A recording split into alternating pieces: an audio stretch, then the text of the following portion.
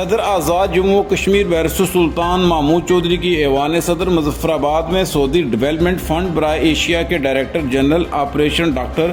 سعود عائد الشماری کے ہمراہ سعودی ڈیولپمنٹ فنڈ کی ایک اعلیٰ سطحی وفد سے تفصیلی ملاقات۔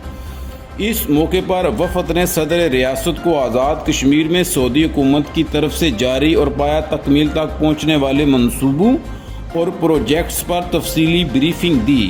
اس موقع پر صدر ریاست نے سعودی ڈیولپمنٹ فنڈ کے وفد کا آزاد کشمیر میں منصوبے شروع کرنے اور بالخصوص کنگ عبداللہ کیمپس جیسے مثالی منصوبے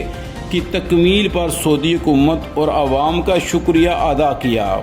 صدر ریاست نے اس موقع پر مزید گفتگو کرتے ہوئے کہا کہ سعودی عرب اور آزاد کشمیر کے درمیان بھائی چارہ اور دوستی کا ایک دیرینہ رشتہ ہے، جہاں ہمیشہ سعودی عرب نے کشمیری عوام کے حق کے خود ارادیت کی حمایت کی ہے، وہاں ہر مشکل وقت میں بھی سعودی عرب نے ہمیشہ آزاد کشمیر میں بڑھ چڑھ کر سرگرمیوں میں حصہ لیا ہے۔